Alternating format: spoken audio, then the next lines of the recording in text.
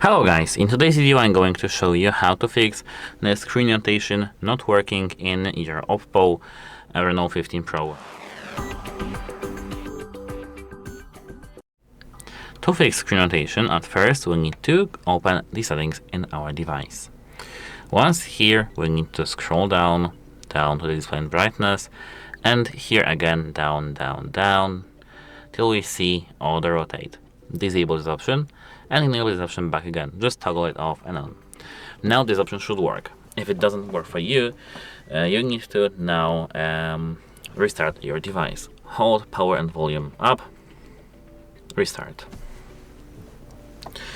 After the restart, everything should be working fine.